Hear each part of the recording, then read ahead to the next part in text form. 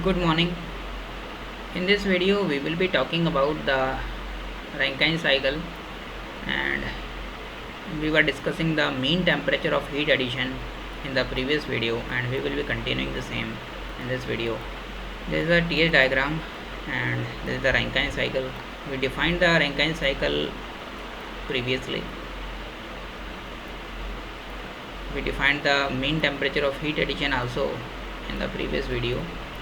1 2 3 4, this is the Rankine cycle, and we also defined the mean temperature of heat addition, that is Tm.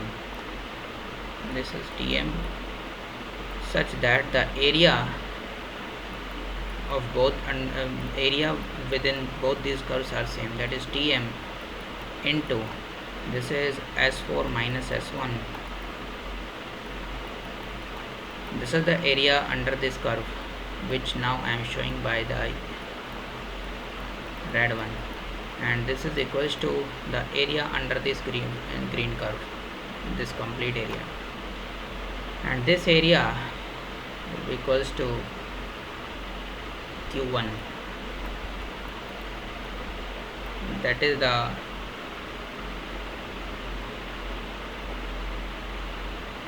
H1 minus H4.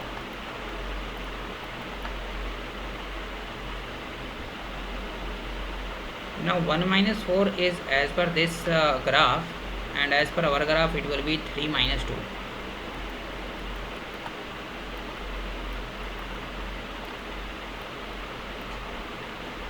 2. Now from this equation we can very well find out the value of T max, the value of Tm, not T max. Tm stands for the mean temperature of heat addition. Now we are going to discuss about the what will be the value of heat rejected, Q2. Q2 will be equals to T2, because we can see in the previous video that what is Q2. Q2 is the heat which is associated with Q2 is the heat rejected, and it is nothing but the area of this red graph which I am showing now, and the value of this this area will be equals to T2 multiplied by S1 minus S4. This will be equals to heat rejected, and it is equals to Q2, and heat is rejected in the condenser, and this heat is taken up by the water, river water, which river water to which the condenser is connected, and water becomes hotter, water becomes heated up. Now since this term has come up and I have described it also, now this is equals to H2 minus H3, and why H2 minus H3 has come up? Because this is H2 and this is H3, so what is there? Enthalpy is there. H2 minus H3 will be equals to the heat and the heat rejected, which is equals to this area, and this is equals to Q2, this is equals to T2 into S1 minus S4. So from this we can also find out what is the value of T2. This equation can lead us to the value of T2. Also, when we have the both the value of T2 as well as Q2 as well as Q1, which is the heat taken, which is the heat input, and Q2 is the heat rejected, and when we apply it, when we use it when we put these values in the formula of the Rankine cycle and formula of the efficiency of the Rankine cycle, 1 minus Q2 by Q1, we get the figure which is equals to 1 minus T2. We put the value of Q2 and T2 S1 minus S4, this is S1 minus S4, and divided by Tm, Tm1 S1 minus S4.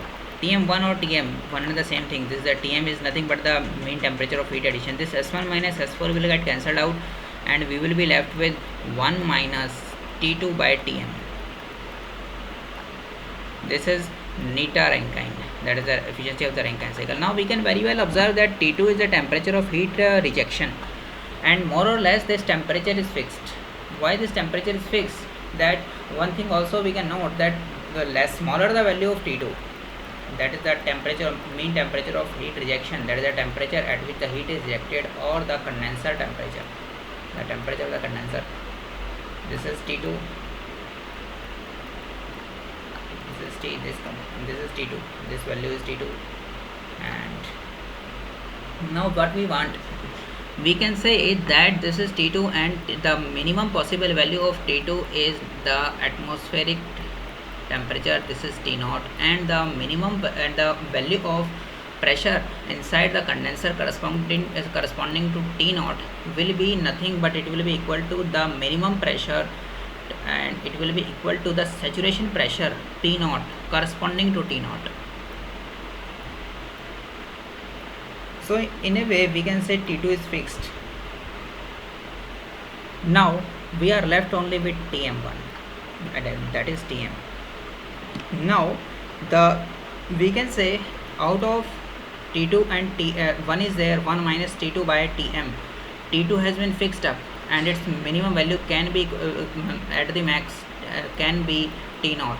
This is the minimum value that T naught can attain, that T2 can attain.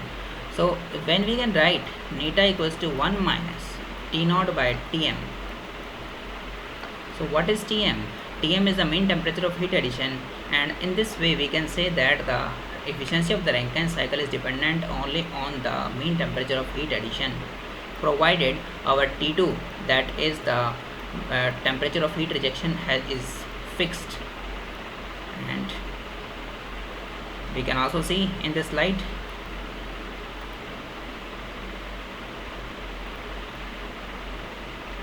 now higher the mean effective mean temperature of heat addition, higher will be the cycle efficiency, and this we know from the formula also we know, and from the graphs also we know.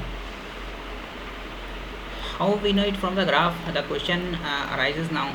This is the TS diagram, and if our T max, if our mean temperature of heat addition is higher, now let us see what is going to happen. Suppose this is our this was our initial Tm, that is mean temperature of heat addition, and now somehow let us say our mean temperature of heat addition rises. This is the Tm dash or Tm dash. Now this Tm dash will be greater than Tm, and when we put this value in the formula of the Rankine cycle, we are going to get an increased efficiency. From the graph also we have seen why increased efficiency, because when this thing has increased up, the area of the TS diagram has increased up, and area of the TS diagram represents the net heat, and net heat is equals to net work for a cyclic process. So that is why we can see the efficiency of the cycle is going to increase, and it is better if we use formula for it combined with the graph in order to prove the same thing. So we will be discussing the various boilers in our upcoming videos, and thank you very much for your patience.